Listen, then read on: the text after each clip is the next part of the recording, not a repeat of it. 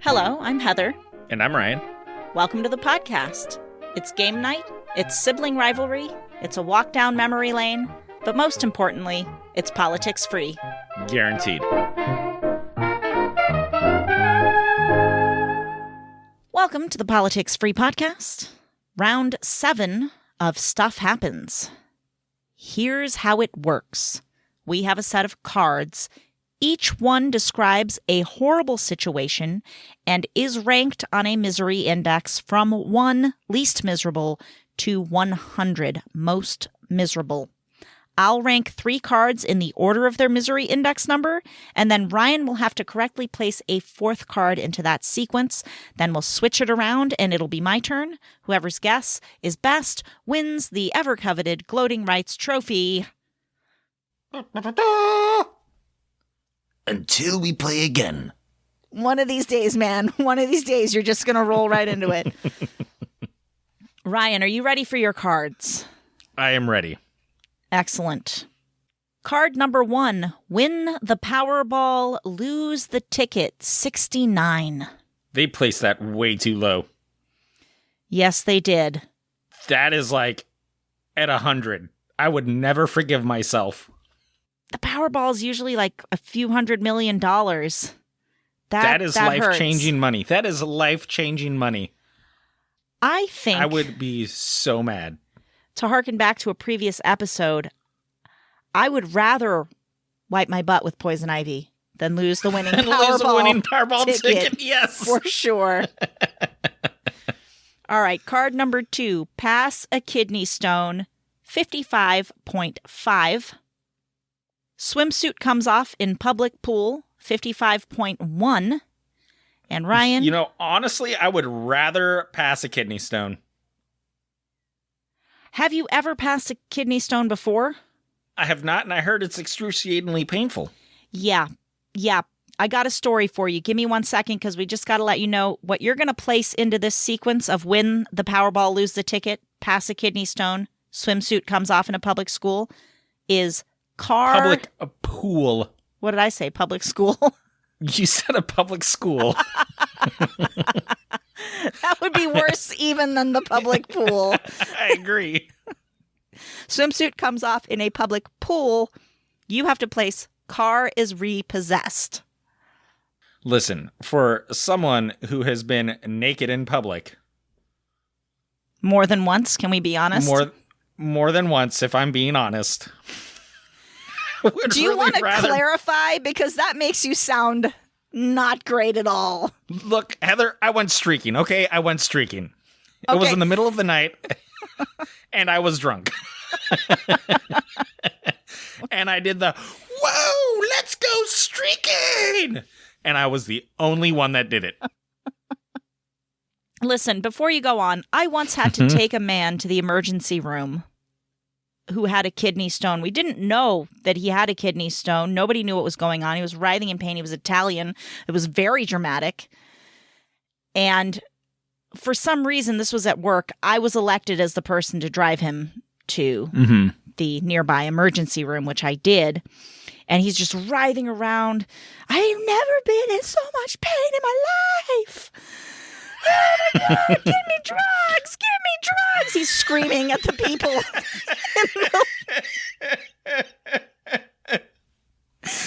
And then they give him the drugs and he goes, it feels much better. He started puking they had a puke tub right there. They're like, we're going to have to register you and get all of your information. I'm like, why? He's clearly dying. Just take him back there. He starts puking into a tub. I leave because I'm a sympathetic vomiter. And if I would stay there, I would start puking. And I didn't think we needed to add that. So I rushed out. The minute he started puking, I was like, oh, I ran out of there. This is why I could never be a nurse or a doctor. Composed myself, kept myself from vomiting, like carefully looked back. I was like, oh, he's gone. So then I went back. For some reason, oh no, they had me take him back to the room because he was writhing everywhere, asking for drugs, and then intermittently going, I want drugs. I'm not a druggie. I just want drugs. I was like, oh my God. Okay. So I get him to the room. I give him the robe. I'm like, okay, they want you to, take off your clothes and put this on. And then he's like, but come back, don't leave me. I was like, okay, Vinnie, his name was Vinnie. I will come back, Vinnie. So I walked out. I waited a little while. I knocked. He's like, come in. Do you have the drugs? Walk in, and he's on the bed in the robe, and he suddenly flings his whole body over and his legs spread out, and I was like, oh God, no, I don't want to see. And then he was still wearing his underwear. I was like, thank fucking God. Yeah. So he's just lying there writhing. Then the nurse or the doctor, whoever it was, came in, was like, why don't you describe what you're going through? He's like, the most excruciating pain of my life. Just give me the drugs. And this woman was just like, all right, now, where would you say the pain is exactly? I was like, can you talk faster than that, maybe? Can you see the situation here? And he's like, right here. And like, he was clasping his sides or whatever. She goes, sounds like a kidney stone. So I'm just going to hook you up to a little IV here.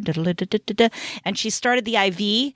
And like within seconds, literally, it was amazing. He goes, oh, I swear to God, I'm not a druggie. I was like, you're not making a great case, Vinnie. Okay? For the record, he was not a drug addict. But I came out of that and I was like, you know what I never want to have happen? A kidney stone. Never want to go through that. I've decided. Oh, boy. Anyways, so where are you going to put this thing? This is tough because after hearing that story, I think I would rather have my car repossessed than have a kidney stone. And I'd rather have my swimsuit come off in a public pool than have my car repossessed. So I'm going to put it in between those. Okay. At a cool 55. But that's putting it at the bottom of the list there. At a cool 55.2. 55.2. All right. For once, my math skills actually were accurate. All right. So, Ryan, win the Powerball, lose the ticket, 69, pass the kidney stone, 55.5. Ryan is saying car repossessed comes next at 55.2. Let's find out. Ooh, car is repossessed, 61.1. That's just pass a kidney stone? Yeah. Well, I guess once you pass the kidney stone, it's over, but your car's gone. Maybe forever? I don't know. Yeah, but you can get over that. I mean, there's always public transportation. Depends where you live. Around here, if we had true. To rely on public transportation, things would be nightmarish. Yeah, that's fair. Okay.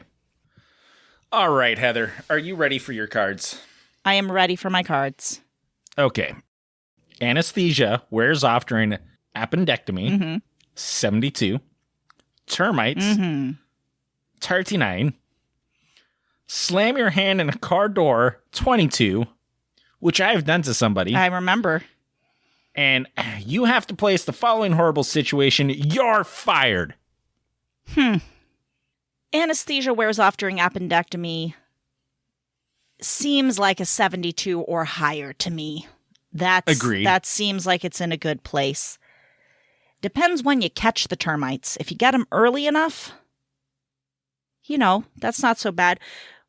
We used to, in South Africa, I guess, where we grew up in the Johannesburg area, there's a lot of termites. And so all the buildings and things are made out of brick instead of wood. But it was always fun to shove a stick down into a termite mound and just wait for 10 minutes and then pull it out again. Cool stuff. Did you ever do that? We used to do that all the time. No. You shove a stick in, you wait 10 minutes, you pull it out, it's just swarmed with termites. They're just all over the stick. Fun games. Interesting. Anyways, I've never actually experienced termites, but so I don't know about that. I would not want to slam my hand in a car door after what you did to John. Yeah, but he reacted so coolly to that. He just went, ow, ow, ow, Ryan, open the door, ow. And then I went, oh my God, I slammed your hand in the door. And then I opened the door and he was perfectly fine afterwards. Yeah, that's not quite how I remember it since I was also there. So you slammed his hand in the door. Mm-hmm. And I do remember him very calmly being like, Ryan, could you please open the door? I remember you freaking out and like pawing at the door and not being able to get it open and like being like, oh God, I got to get it open. And me being like, open the damn door. So finally we get the door open and he pulled out his hand and it swelled up to like the size of a watermelon. It was very injured. Like his hand was super swollen. Yeah. All right. So, okay. Slam your hand in a car door, termites, anesthesia wears off during appendectomy. I'm fired. I recently did get fired. It's been like a year and a half or two. Mm-hmm. And I was super pissed off at first, but then I felt relieved. So I think most people do. Well, maybe not necessarily. I think some people get fired from a job they're really depending on and don't want to lose. Right. But I feel like unless you feel like you were fired incorrectly, I think most people, once it's happened, the initial shock of being fired sucks. But then I feel like especially if it was like a crappy place to work or you're working with crappy people, like that realization sets in, like I could do better anyway. And then you're cool with it. Could be. You know what I mean? Yeah, I do. This could really go either way. It's going to depend on if the misery index people have ever been fired from a job and felt relieved, or fired from a job and felt like they really needed that job, and that's why they now suddenly desperately took the misery index job. Let's see here. Yeah. That they're doing a horrible job at. I feel like it's between anesthesia wears off during appendectomy and termites. I feel like it's worse than termites, but not as bad as waking up in the middle of your appendectomy. I will put it at 55. Okay. You're fired. 67. I did place it correctly. And that gives me the victory. Which makes... I placed mine correctly, too. Oh, no, I didn't. You did not. Mine was... I hate you. Winner takes the gloating rights trophy. It's mine. You suck. I'm the greatest. Oh, my God. I hate you. Let's see. Just to be official, our running total score is now Heather 4, Ryan a 3. Hey, this is a neck and neck game, man. Neck and neck. I know. I'm loving it. Yeah, but I started off strong. It was 2-0. You did start off strong. I was kicking your ass. Mm-hmm. Mm-hmm. Oh, well, for you. Look, so that ends round 7. Now, before we leave, I have to mention, I keep forgetting to mention this. The game we're playing is called Stuff Happens. It's by Goliath Games. And you can actually go to their website and get this game if you have found yourself interested in wanting to play it. It's goliathgames.us. But if you want to link directly to the product, just go to the show notes of this episode and all of the episodes of the Stuff Happens rounds, and you can just click right on that link and it'll take you to the game. They are not a sponsor, so I felt like it would just be fair for me to mention that we're playing their game and tell you to get it if you want it. So definitely check out. They have other great games too you can check out on their website.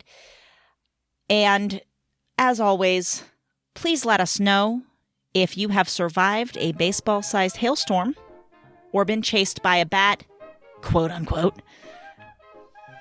You can go to our website, thepoliticsfreepodcast.com. Scroll down. There's a link to our voicemail or to email us. You can let us know your story. And share, because sharing is caring. This podcast. Sharing is caring. Tell a friend, text a friend, put it on social media. Until we play again. Ta-ta.